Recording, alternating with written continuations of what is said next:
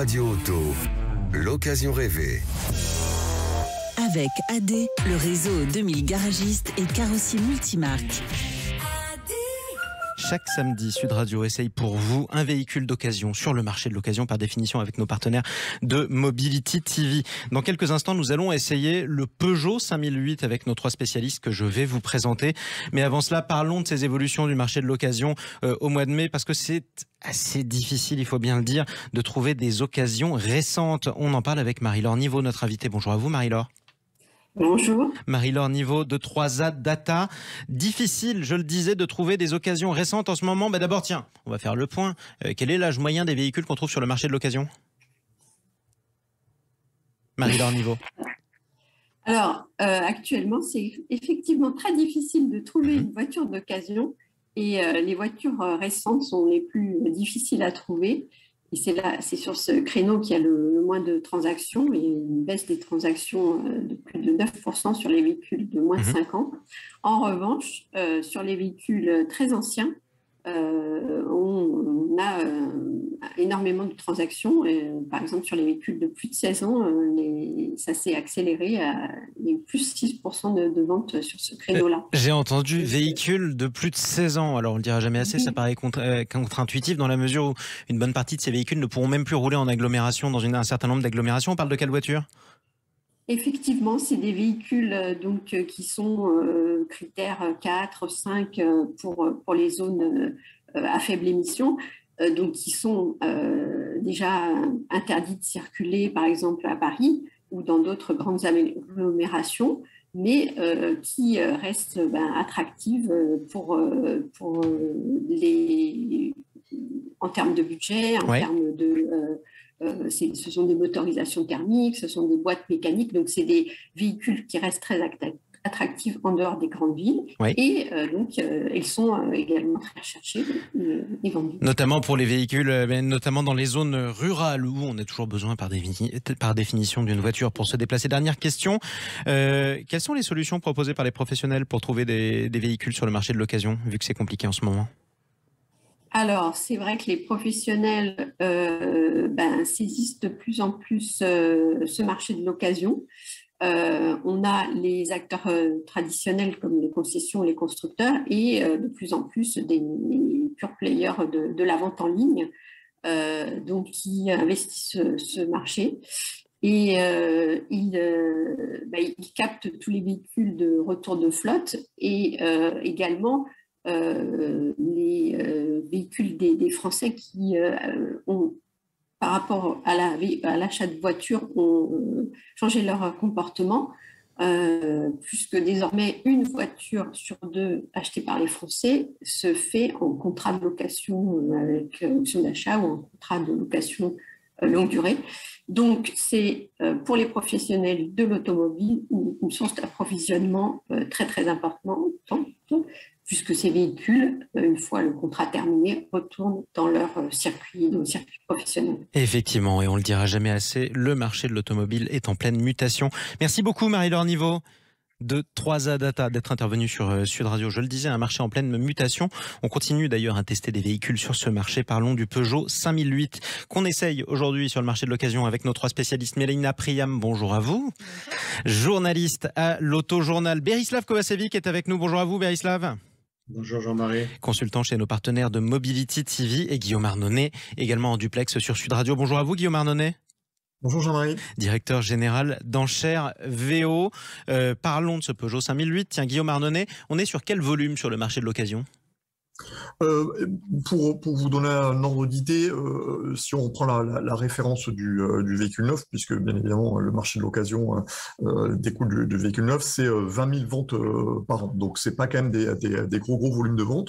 C'est un produit dont le parcours a évolué en termes je dirais de positionnement, puisque initialement c'était un vrai monospace. Voilà, à l'époque où où il est sorti en 2009. Son positionnement, c'était positionnement de monospace à l'époque où c'était quand même un des segments dominants du marché. Aujourd'hui, c'est plus en SUV. Donc voilà, donc c'est quand même le gros SUV de la gamme de chez Peugeot. Maintenant, voilà, il est quand même, c'est un véhicule imposant qui a pas du tout les mêmes volumes que les SUV généralistes du marché, en particulier le 3008. On parle toujours de ce fameux 3008 qui est un peu une sorte de référence, notamment chez Peugeot. Est-ce que le 5008 a le même succès, Mélina Priam? Non, il est en fait le 5008, c'est le grand frère du 3008. C'est la même base technique, c'est le même véhicule en un peu plus grand. Et en termes de répartition des ventes, c'est clair que le 3008 a plus de succès. Il a aussi cette image plus SUV. Mon collègue le disait, le 5008, il a gardé un petit peu l'esprit SUV, l'esprit monospace. Voilà. Il est plus spacieux, il a un plus grand coffre, il est disponible en 7 places. C'est presque un, alors j'allais dire un Renault Espace. Il faudrait qu'on rappelle l'équivalent Peugeot de l'époque. Alors à l'époque c'était le 806, 807. On est quand même sur un véhicule un petit peu plus petit et moins spacieux, et avec moins l'esprit grand monospace des années, on va dire 90 et 2000. Mais voilà, mais c'est le SUV 7 places de Peugeot, donc ça peut aussi intéresser une clientèle d'avoir ces 2 places d'appoint dans le coffre. Effectivement, ça paraît logique. Berislav Kovacevic. Oui, deuxième génération en 2017 qui l'a fait encore plus ressembler à la génération actuelle du 3008, c'est le grand frère. Alors c'est vrai que c'est une catégorie très spécifique, le SUV a 7 places, parce qu'il n'est plus du tout politiquement correct de parler de monospace. Mais on a effectivement la deuxième et troisième rangée. La deuxième rangée est modulable, coulissante. Le châssis est fabuleux. Qualité perçue, montée en gamme de Peugeot, on retrouve toutes ces qualités. C'est un véhicule qui a quand même un succès pas seulement français, mais également européen. Alors en face de lui, en Europe, il a le Skoda Kodiaq, qui est numéro 1, et il a le VW Tiguan Allspace, tous les deux encore plus chers que lui, et qui ont un succès assez phénoménal, même si on ne les retrouve pas tant que ça en France. En France, il est leader. En France, il est leader. Qui je suis si je roule en Peugeot 5008, Mélina? C'est plutôt un véhicule quand même familial, avec cette, je dirais, cette envie pour le conducteur de se faire plaisir, parce qu'il y a toujours cette référence au 3008 qui est le SUV le plus sympa à conduire sur le marché français pour beaucoup de gens, et puis qu'il y a aussi une ambiance avec ce fameux e-cockpit qui est très agréable. E-cockpit, définition. Oui, e-cockpit, c'est le concept qu'a développé Peugeot, et les derniers 3008 et 5008 on en exemplaire, avec un petit volant, des compteurs très hauts.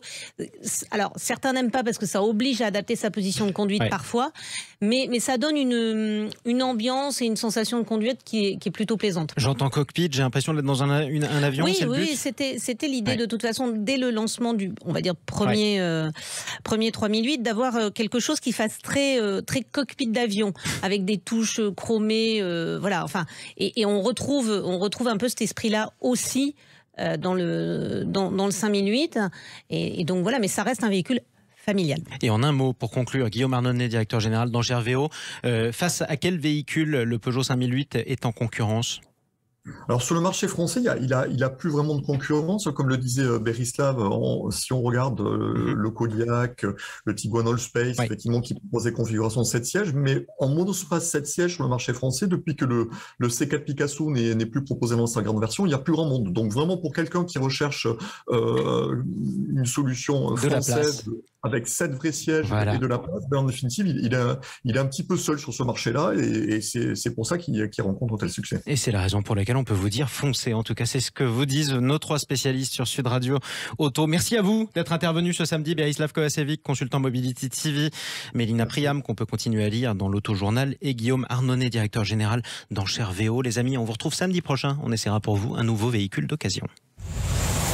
Sud Radio Auto, l'occasion rêvée. Avec AD, le réseau 2000 garagistes et carrossiers multimarques.